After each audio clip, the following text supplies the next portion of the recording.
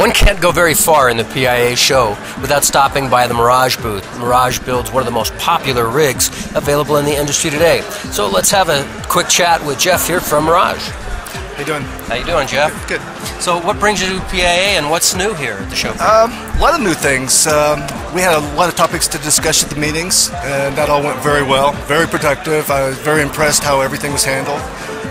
Enjoyed myself thoroughly. The Silver Legacy is a great place to hang out. The restaurants, the food's been great, and apart from that, I had to come set up the booth and just answer questions all week. Okay. Well, I know you've got some new things happening with the Reserve, Yeah, well, we moved the cutter 2 years ago.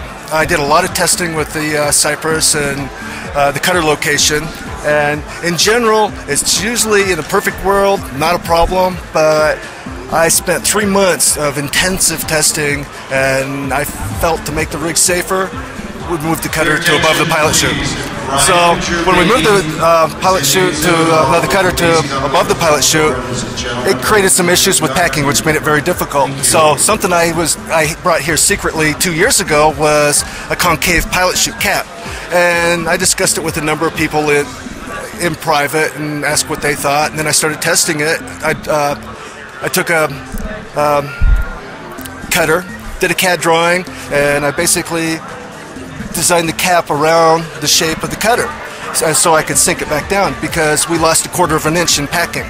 As soon as we move the cutter, it takes an additional 1/4 inch to extend your loop, and the reserve pin cover sits up far too high, and it makes it very difficult for riggers to make them look good.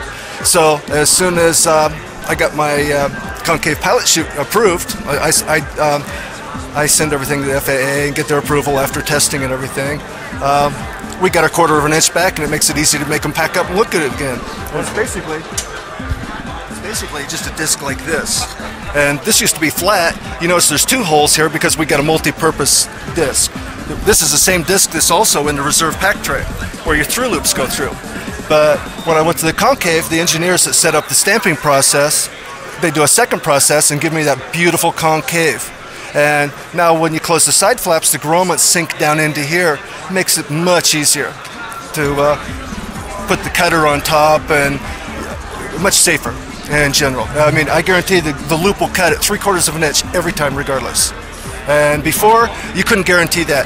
I don't care what anybody says, but if you put the cutter below this, it could cut anywhere from a minimum of 1.5 inches out. And you can't see that when the reserve's closed. You have no idea where the cutter's going to cut. That's the part that bothered me. That's why we come out with a product service bulletin and change the cutter location. I was uncomfortable with that, and I'm always trying to make the rigs as safe as possible. That's most important. It sounds like you're doing a good job of it.